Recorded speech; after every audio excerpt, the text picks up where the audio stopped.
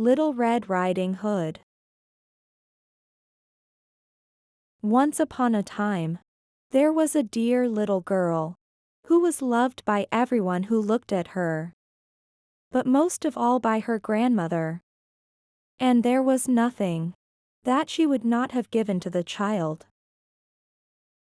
Once she gave her a little cap of red velvet, which suited her so well that she would never wear anything else. So she was always called Little Red Cap. One day, her mother said to her, "Come, little red cap. Here is a piece of cake and a bottle of wine. Take them to your grandmother. She is ill and weak, and they will do her good. Set out before it gets hot, and when you are going, walk nicely and quietly and do not run off the path, or you may fall and break the bottle, and then your grandmother will get nothing.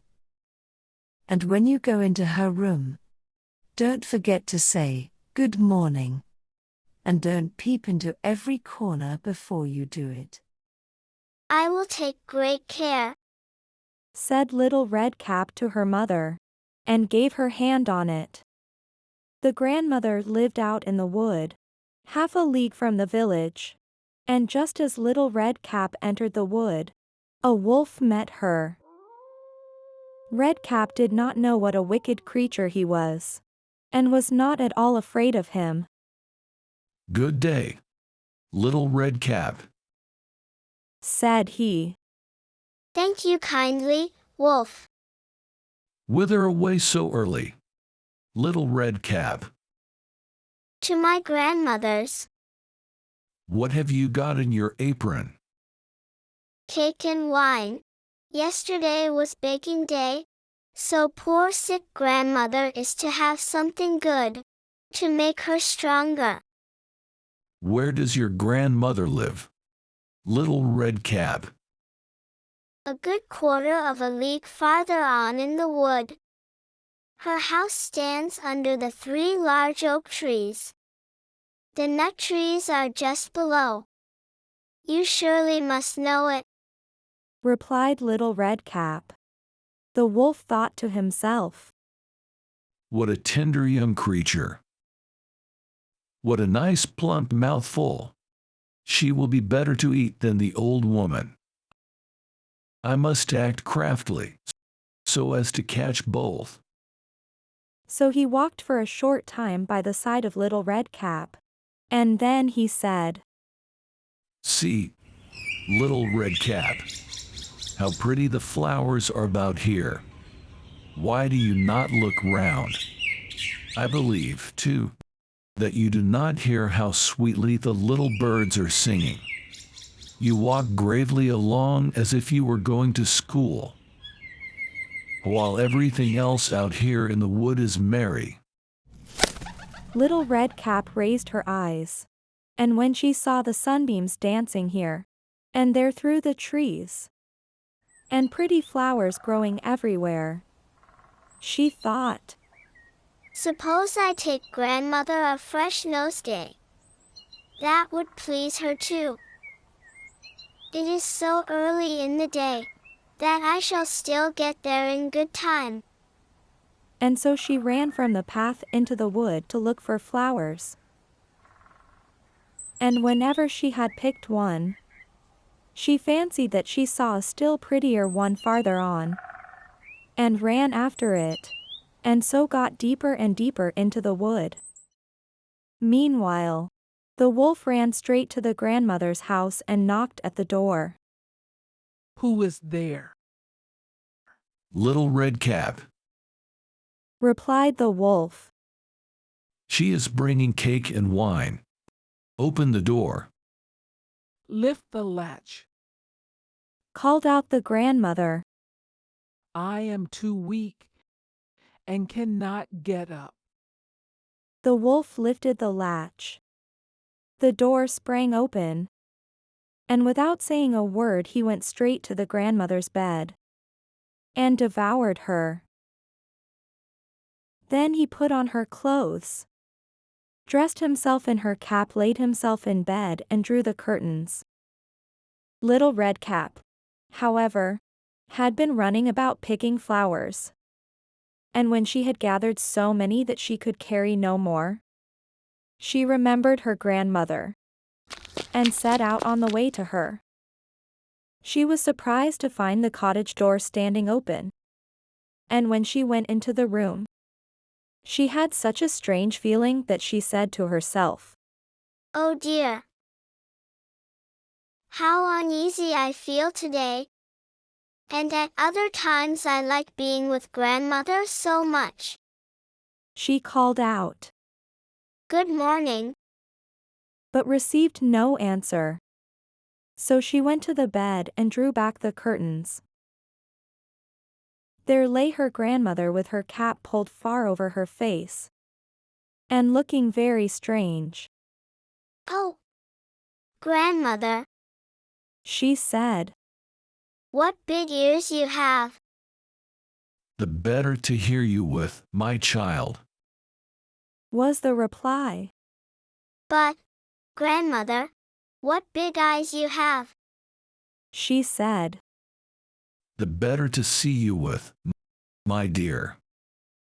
"But, grandmother, what large hands you have." The better to hug you with. "Oh, but, grandmother, what a terrible big mouth you have." The better to eat you with. And scarcely had the wolf said this, then with one bound he was out of bed and swallowed up Red Cap.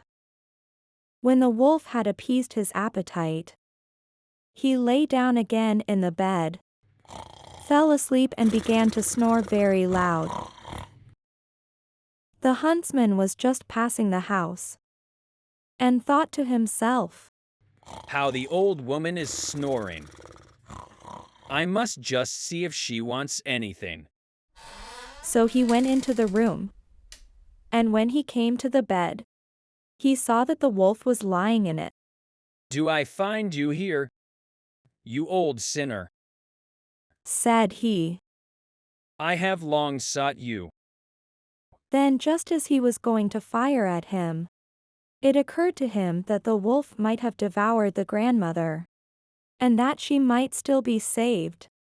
So he did not fire, but took a pair of scissors, and began to cut open the stomach of the sleeping wolf.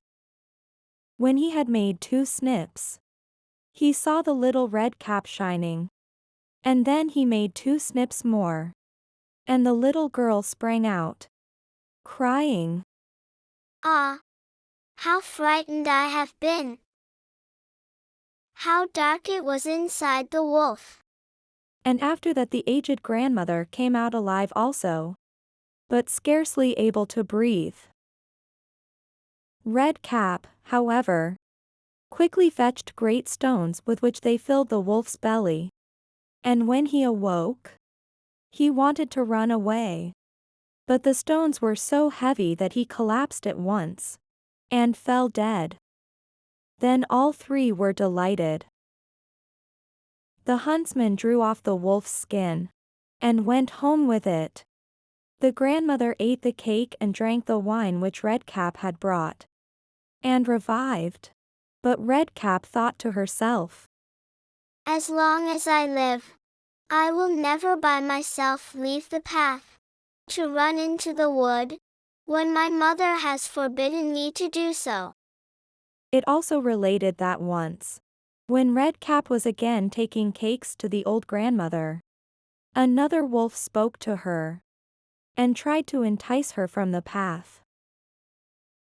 Red Cap, however, was on her guard, and went straight forward on her way, and told her grandmother that she had met the wolf, and that he had said "good morning" to her, but with such a wicked look in his eyes, that if they had not been on the public road, she was certain he would have eaten her up. Well, Said the grandmother, we will shut the door, that he may not come in. Soon afterwards the wolf knocked, and cried, Open the door. Grandmother, I am Little Red Cap, and am bringing you some cakes.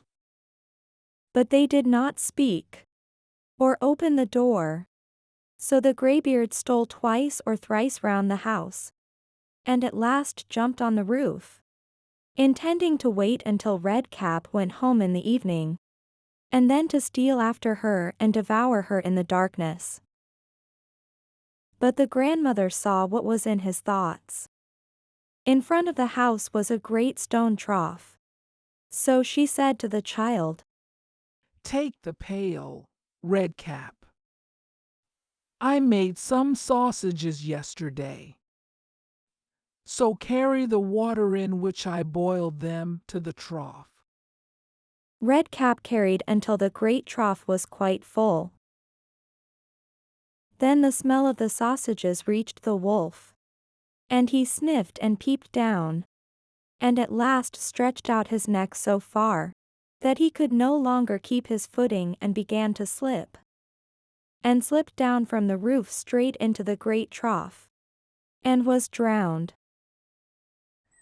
But Red Cap went joyously home, and no one ever did anything to harm her again.